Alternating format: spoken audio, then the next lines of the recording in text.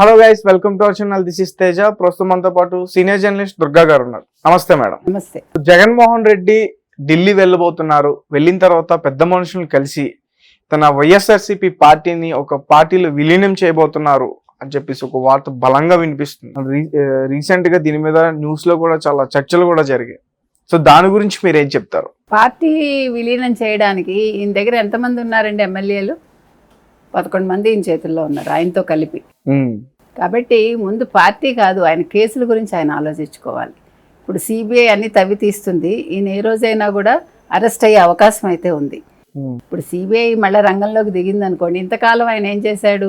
నేను ముఖ్యమంత్రిగా ఉన్నాను, నేను కోర్టులకు హాజరు కాలేను, మినహాయింపు ఇమ్మని అడిగాడు. ఇప్పుడు నేను ముఖ్యమంత్రిగా లేను, నేను రాగలను అని సిబిఐ కోర్టుకి ఆయన ప్రతి శుక్రవారం హాజరు అవ్వాలి. మీకు గుర్తుంటే రివర్స్లో జరుగుతుంది. కాబట్టి పార్టీని విలీనం చేయటం అనేది జరిగే పని కాకపోవచ్చండి. కాకపోతే నా ఉద్దేశం ఏంటంటే, ఇప్పుడు విజయమ్మ గారు వెనక్కి వచ్చారు, కొడుకుతోటే ఉంది ఆవిడ. విజయమ్మే చెప్పింది నా కొడుకును ఓడించండి అని, అవునా కదా చెప్పింది. సో ఆవిడ అపోజిషన్ కూడా రాకూడదంది అన్నట్టుగా మనకు వార్తలు వచ్చాయి. అంటే అపోజిషన్ లో కూడా జగన్మోహన్ రెడ్డి కూర్చోకూడదని. కానీ మన అపోజిషన్ లో జగన్మోహన్ రెడ్డి కూర్చోవాలని మనందరం చెప్పాం. ఎందుకంటే విజయమ్మ గారు కంటతడి పెట్టుకున్నారు అని చెప్పేసి విన్నాను. సర్లేండి, అన్ని చెప్తారు, ఏముంది వార్తలది ఏముంది, పెట్టుకుంటే పెట్టుకుని ఉండొచ్చు, అంతేనా? కొడుకు కదా ఏమండి, ఎలాంటి వాడైనా కొడుకు కొడుకే కదా. ఇప్పుడు ఇవాళ తిట్టినా రేపు మళ్ళీ వాళ్లే నెత్తిన పెట్టుకుంటారు, వాళ్లే మెచ్చుకుంటారు. కాబట్టి తల్లి మాటలు ఎప్పుడు మనం పట్టించుకోకూడదు. ఇవాళ తల్లి తిట్టిందని మనం తిట్టక్కర్లా. ఇప్పుడు కూడా అందుకే తల్లి పేగనే, ఆ కన్న తల్లి పేగ అలాగే ఉంటుంది, ఆ బంధం అలాగే ఉంటుంది. వాళ్ళు తిడతారు పెడతారు అన్ని వాళ్లే చేస్తారు. కానీ ఇక్కడ షర్మిల గారికి ఇబ్బంది వచ్చినప్పుడు ఆమె ఇక్కడ ఫైట్ చేసిన విధానం వేరు. ఒక మాజీ ముఖ్యమంత్రి భార్య పోలీసుల పైన ఒక చాలా పెద్ద ఎత్తున రచ్చ చేసింది. ఆమె రచ్చ చేసింది కానీ అది నేను అనేది అదే, అక్కడ తల్లిగా కంటే కూడా ఆవిడ చేసిన విధానం బాగులేదు. అక్కడ మీరు చూసారంటే అది కొంచెం నాకైతే తల్లి అయితే అయి ఉండొచ్చు, కానీ విజయమ్మ గారు ఆ రకంగా చేయటం నాకైతే నచ్చలేదు. కాకపోతే ఇప్పుడు ఇక్కడ చెప్పుకోవాల్సింది ఏంటంటే, విజయమ్మ గారు వచ్చారు, కొడుకు దగ్గరికి వెళ్ళింది ఆవిడ, చూసారా? అంటే అది తల్లి పేగు, బాధపడి ఉండొచ్చు. What's wrong in it? ఆవిడ ఆ రోజు అంటే భావావేశంలో లేకపోతే ఆవిడ ఏదో కోపంలో కొడుకు ఓడిపోవాలనుకుంది. కానీ ఆవిడ అనుకుని ఉండదు ఇంతలా ఓడిపోతాడు, ఇంత ఘోర పరాజయం పాలవుతాడని ఆయన. సో అది బాధించి ఉండొచ్చు. ఇప్పుడు రాజశేఖర రెడ్డి లాగా కాదు కదా ఇతను, రాజశేఖర రెడ్డి లాగా ఉండుంటే అది వేరే విషయం. ఇతను తల్లి మాటే వినడని మనం విన్నాము. సరే, అది పక్కన పెడితే ఇప్పుడు అసలు ఈయన పార్టీని కాంగ్రెస్ లో విలీనం చేస్తాడా? పార్టీలోనా అంటే మళ్ళీ అన్నా చెల్లెలు కలవబోతున్నారు. అన్నా చెల్లెలు కలవచ్చు కాదు, వినండి. అయితే కాంగ్రెస్ పార్టీలోకి ఎలా వెళ్తాడు? ఎందుకంటే ఆయన సోనియా గాంధీతో ఎందుకు విభేదించారు? ఆయన ఏమన్నాడంటే, ఈ ఎవరైతే చనిపోయారో రాజశేఖర్ రెడ్డి చనిపోయాక ఆ బాధలో చనిపోయిన వాళ్ళని పరామర్శిస్తానన్నాడు. ఆవిడ ఒప్పుకోలేదు పరామర్శకి. అప్పుడు విభేదించి బయటకు వచ్చి ఆయన వైఎస్ఆర్సీపీ పెట్టాడు. సో ఇప్పుడు మళ్ళీ ఏ మొహం పెట్టుకుని సోనియా గాంధీ దగ్గరికి వెళ్తాడు? అంటే నేను ఓడిపోయాను అని మళ్ళీ కాళ్ళబేరానికి వెళ్తాడా? అది జరిగే పనే? జగన్మోహన్ రెడ్డి చేస్తాడా? జగన్మోహన్ రెడ్డి లాంటి వ్యక్తులు అలాంటి వాటికి ఒప్పుకోరండి నాకు తెలిసి. అయితే ఇక్కడ ఇంకొకటి మనం ఆలోచించవచ్చు ఇంకో విధంగా. ఇప్పుడు జగన్మోహన్ రెడ్డిని వదిలేసి 11 మంది ఈ 10 మంది వెళ్ళిపోయారని అనుకుందాం. ఎవరి ప్రయత్నాలు వాళ్ళు చేసుకుంటారు కదా. ఇప్పుడు నెక్స్ట్ కూడా వైసీపీ వస్తుందని మనం అనుకోక్కర్లా. నెక్స్ట్ 29లో కూడా మీకు అవకాశం లేదు, 34లో కూడా ఉండకపోవచ్చు. ఎందుకంటే లైన్లో లోకేష్ ఉన్నాడు, పవన్ కళ్యాణ్ ఉన్నాడు. కాబట్టి ఇప్పుడు వాళ్ళు పటిష్టం చేసుకుంటూ వెళ్ళి వాళ్ళు ఇప్పుడు మొత్తం అన్నీ కూడా సెటరేట్ చేశారు అనుకోండి. ఇప్పుడు వాళ్ళు అనుకున్నవి అప్పుడే ఫైల్స్ మీద సంతకాలు చేశారు, అమలు చేస్తున్నారు. కాబట్టి ప్రజలు వీళ్ళని నమ్ముతారు. ఇప్పుడు 4000 పెన్షన్ అన్నాడు ఆయన, జూలై నుంచి 4000 పెన్షన్ పడుతుంది, 7000 పడుతుంది, దివ్యాంగులకు 6000 పడుతుంది. అదే కదా ఇప్పుడు ఆయన సంక్షేమాలు ఇచ్చానన్నాడు. అవే సంక్షేమాలు వీళ్ళు ఇంకా ఎక్కువ ఇస్తున్నారు కదా. ఎలా ఇస్తారు? ఇది చేత కాదు, మా వల్ల కాదు, అందుకే మేము ఇవ్వలేదు. అలా ఎవడైనా ఏ ముఖ్యమంత్రి అయినా మాట్లాడతాడా? చేతకాని హామీలు ఇచ్చాడు చంద్రబాబు నాయుడు. వీళ్ళ ఏడుపు అదే కదా, సజ్జలదైనా అదే, జగన్మోహన్ రెడ్డిదైనా అదే.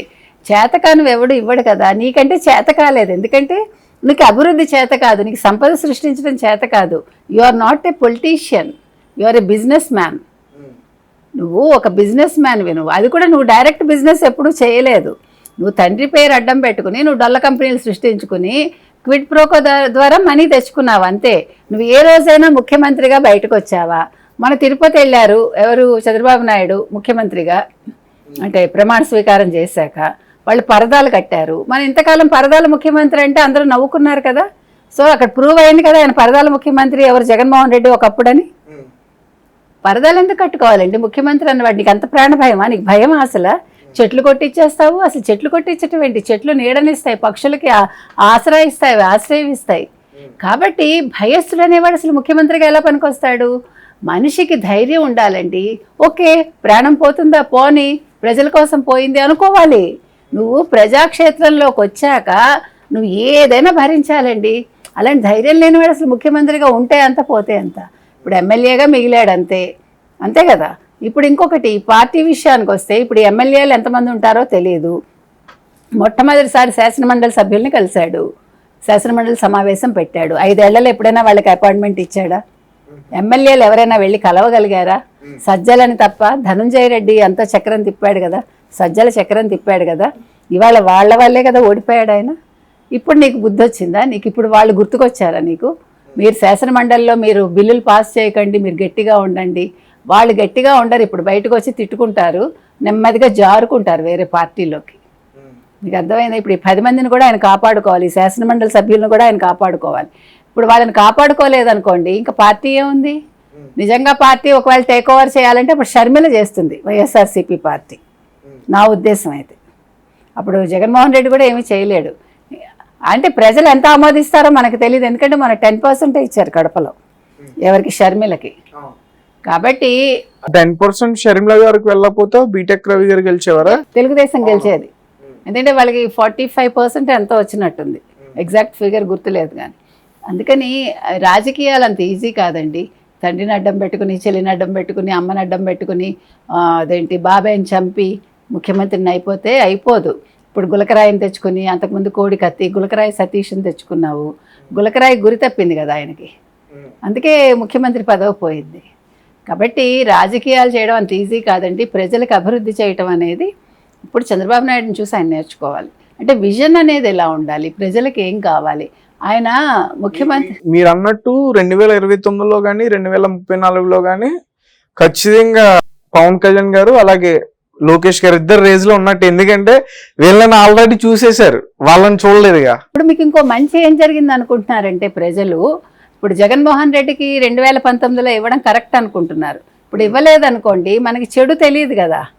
వాళ్ళ భ్రమల్లో ఎలా ఉంటారు, అయ్యో రాజశేఖర రెడ్డి కొడుకు మనం ఇవ్వలేదు, ఒక్క ఛాన్స్ అడిగాడు, అయ్యో ఆ బాధ ఉండిపోయేది ప్రజలకు కానీ ప్రతిపక్షానికి కానీ. ఇప్పుడు అది లేకుండా ఒక టర్మ్ ఇచ్చేశారు, నేనేం చేయలేనని ప్రూవ్ చేసుకున్నాడు, నేను పరదాల ముఖ్యమంత్రిని అని ప్రూవ్ చేసుకున్నాడు. అప్పులు కుప్ప చేశాడు రాష్ట్రాన్ని, 13.5 లక్షల కోట్లని రాజ్నాథ్ సింగే చెప్పాడు. కాబట్టి ఇప్పుడు ప్రజలకి ఇంకా అసలు ఇప్పుడు జగన్మోహన్ రెడ్డి గుర్తు రాడండి. ఇప్పుడు వరుసగా ఎవరు చంద్రబాబు నాయుడు గారు చేసుకుంటూ వెళ్ళిపోయారు అనుకోండి పనులు. Already he started his work as a CEO, he started how to do, what to do అనేది. అది ఏ ముఖ్యమంత్రి చేయలేడు. అలాగే 74 ఏళ్ల వయసులో ఆయన చేస్తున్నాడు. ఆయన ముఖ్యమంత్రిగా ప్రమాణ స్వీకారం చేయకుండానే ఆయన చేయగలిగాడు. 5,000 చిల్లర కోట్లు వచ్చాయి మనకి నిధులు ఆల్రెడీ కేంద్రం నుంచి. ఓకే. ఓ మనుషులు ఏమంటున్నారంటే, ఈయన ఇంకో విషయం మాట్లాడాడు, ఎవరు జగన్మోహన్ రెడ్డి హోదాను తెచ్చుకోలేదు, 18 మంది ఎవరు ఎంపీలు ఉన్నారు, అది బార్గెన్ అసలు నువ్వెవడు మాట్లాడటానికి సిగ్గుందా? 5 ఏళ్ళు ముఖ్యమంత్రిగా ఉండి ఏం చేసావు నువ్వు? అక్కడికి వెళ్ళి ఢిల్లీకి వెళ్ళి ఈ కేసుల గురించి మాట్లాడుకుని వచ్చావు, నువ్వు మాట్లాడతావు ఆ విషయం? హోదా కాదు కావాల్సింది, మనకి నిధులు కావాలి, రాష్ట్ర అభివృద్ధి కావాలి. దానికి ఏ రకంగా చెయ్యాలో చంద్రబాబు నాయుడు గారికి తెలుసు.